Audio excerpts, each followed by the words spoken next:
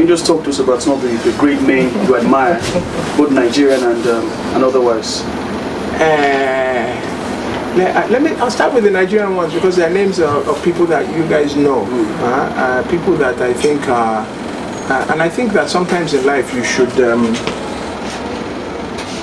choose your mentors carefully. But more importantly, you shouldn't have role models for everything in terms of in one person, because people tend to fail you. So I think it's more important to take a particular picture and say, I'd like to be like this guy, but only for this reason. Because when I take a look at the whole, the sum of the whole is less than the parts. Chris Okomu, why do I think he's such a great man? Because he's one of the first people that I imagined set up a law firm, but built it into one of the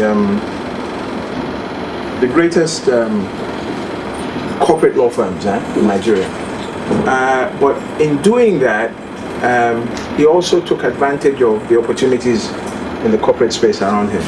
And so became a major investor in the very first set of multinational banks that came into Nigeria, whether it was Citibank or JP Morgan or first Chicago in those days when it became IMB. But never walked away from the law. So if you look back and you ask people, Chief Chris Okomu, what's he famous for? He's famous for his law firm. His law firm is what he's known for. Did he achieve around the law firm? Oh yeah. And did he achieve significantly? The answer is yes. Has he maintained his focus in terms of the ethical considerations? The answer is yes. And so people like that, for me being a lawyer, particularly interesting person.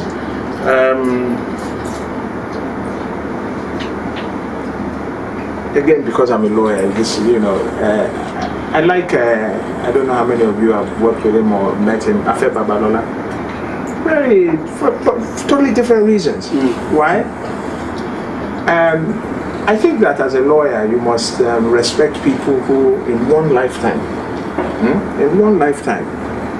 have a range of clients that are difficult.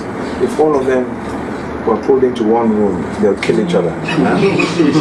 So if you represent Shehu Shagari in one lifetime, the Abacha family, Babangida family, Obasanjo, in one lifetime, you must be a great lawyer.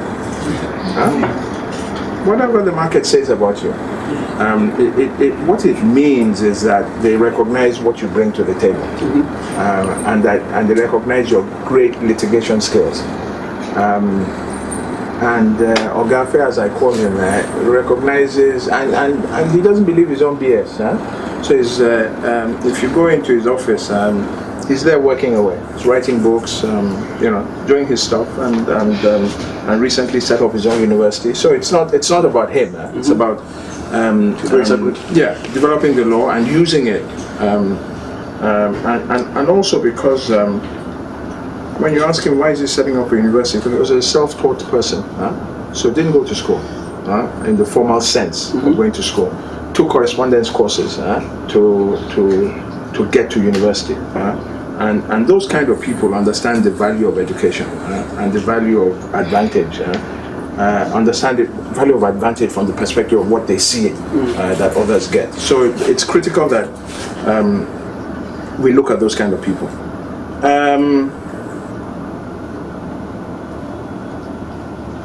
Then also, as I say, I tend to look at what I want to emulate as opposed to the totality.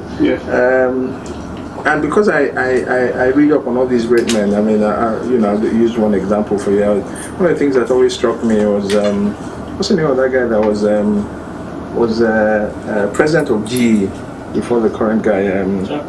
Jack Welch. Thank you. One of the things I enjoyed the most when I read Jack Welch's book, and again, just signifies to you, came from very, very lowly beginnings. But one of the things that I thought was really significant, he used to stammer as a child. Stammered very badly. very, very badly. And the way he got out of it was that his mother said to him one day, she said to him, because it bothered him so much, so she said to him, you know what, you are brighter than everybody around you, that's why you stammer. I said, why? So he said, it's because your brain is working faster than your mouth. And that if you could just slow down, you'd actually see that. And he took it to heart.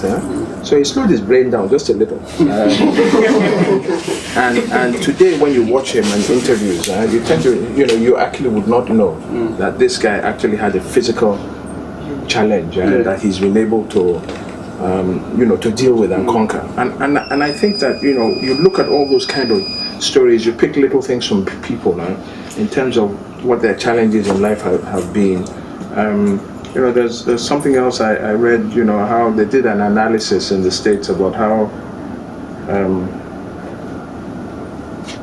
the lives of great men. I said, what's the most significant thing about a lot of the overachievers? And this is not because it applies to me, but I thought it was very interesting. They said most CEOs and overachievers lost their fathers when they were very young. And the study shows that for a young boy, the biggest loss is the loss of a father early. And that because you don't have a replacement of a father figure, and your mother happens to do both, you tend to drive yourself hard. Study was, it was a random study, but in doing it, they were able to identify lots of overachievers who, just because they push themselves harder because of a loss, they were able to achieve more. So there are all those kind of things that for me, I think sort of resonate in trying to determine all these things.